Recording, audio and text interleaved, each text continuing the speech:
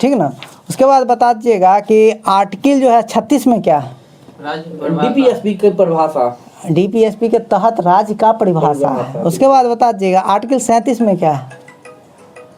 इसे जो है सो न्यायालय में बाध्य नहीं है, हाँ, न्यायालय के लिए न्यायालय में जो है ना इसे केस आप नहीं कर सकते हैं, बिल्कुल। ये उससे अक्षुण्ण है। उसके बाद बता दीजिए आर्टिकल 38 में क्या है? कल्याणकारी राज्य की अवधारणा, कल्याणकारी राज्यों का अवधारणा हो जाएगा। उसके बाद बता दीजिएगा 38 के क में क्या है? 38 की क में बोलिएगा तो उसमें जो सामाजिक आर्थिक और राजनीतिक न्याय के जो है ना सो न्याय राज्य का प्रयास होगा, और इसमें कब जोड़ा गया था? 42वां संविधान संशोधन हो ठीक हो जाएगा। उसके बाद बता दीजिएगा आप लोग, उसके बाद बता दीजिएगा कि 38 के बी में क्या है, ख में क्या है? बोलिएगा। इसमें राज्य आय, प्रतिष्ठा, अवसर की सुविधा में असमानता को समाप्त करने के लिए ये 44वां संविधान संशोधन 1978 के द्वारा इसको जोड़ा गया था, ठीक ना। उसके बाद 39 में क्या है? 39 में हो जाएगा आपको समान कार्य के लिए समान वेतन हो जाएगा। हाँ, समान कार्य के लिए समान वेतन भी हो जाएगा, और इसमें जो है ना सो नीतियों की संचालन से संबंधित है, राज्य की अपनी नीतियों से संचालन से है। उसके बाद बता दीजिएगा कि 39 के क में क्या है? एक में महिला और पुरुष दोनों के लिए जो है ना समान कार्य के, महिला और पुरुष दोनों के लिए कार्य का समान अवसर उपलब्ध करवाना। हाँ, समान अवसर उपलब्ध करवाना। और बता दीजिएगा किसी ये भौतिक संसाधनों पे जो है पेट्रोलियम पे, कोयला, धातु, इस पर जो है सो किसका नियंत्रण होगा? राज्य सरकार का। राज्य सरकार का नियंत्रण होगा। किस आर्टिकल के तहत? 39 के 2 के तहत। बहुत अच्छा क्वेश्चन है। उसके बाद बता दीजिएगा कि देश की पूंजी संपत्ति का विकेंद्रीकरण जो होता है वो किस आर्टिकल के तहत? 39 के 3 के तहत। उसके बाद बता दीजिएगा कि समान कार्य के लिए समान वेतन जो है किस आर्टिकल के तहत? 39 के 4 के तहत। और बता दीजिएगा स्त्री और पुरुष के बलात्श्रम से संबंधित जो है सो स्वास्थ्य एवं शक्ति में और सुकुमारों का जो है सो दुरुपयोग नहीं किया जा सकता है, किस आर्टिकल के तहत? 5 के तहत। और बता दीजिएगा कि राज्य बालकों के लिए स्वस्थ विकास एवं स्वतंत्रता और गरिमा की आवरण को बनाए रखेगा, और अल्पसंख्यकों का जो है सो शोषण नहीं करेगा, यह किस आर्टिकल के तहत? 39 के 6 के तहत। उसके बाद बता दीजिएगा आप लोग कि ग्राम पंचायत का संबंध किस आर्टिकल से है? 40 के तहत आता है। उसके बाद बता दीजिएगा कि किस आर्टिकल के तहत मनरेगा और ऐसी वैचारिक मनरेगा का जो है सो कार्य आता है? 41 के तहत। और बता दीजिएगा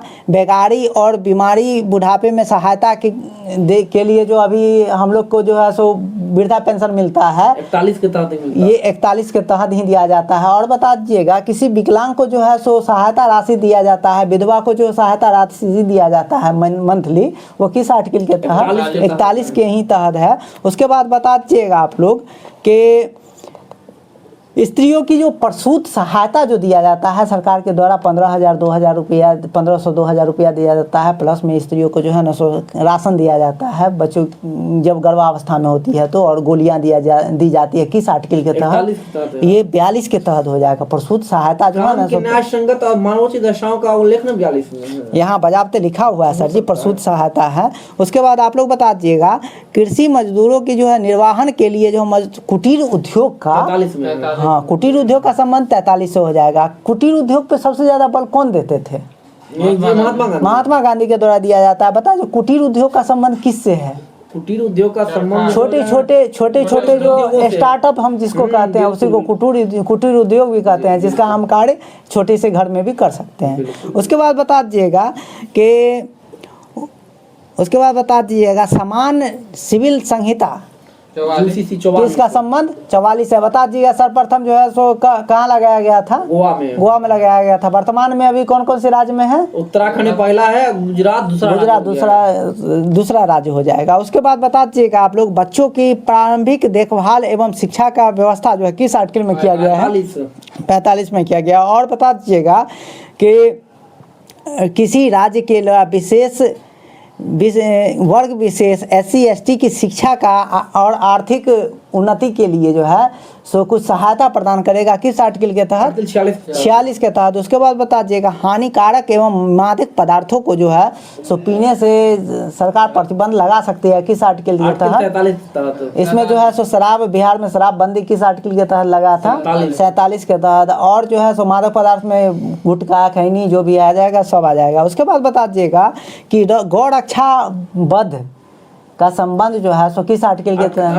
48 से। और बता दीजिएगा कि पालतू जानवरों को हम नहीं मारेंगे, किस आर्टिकल के तहत आएगा?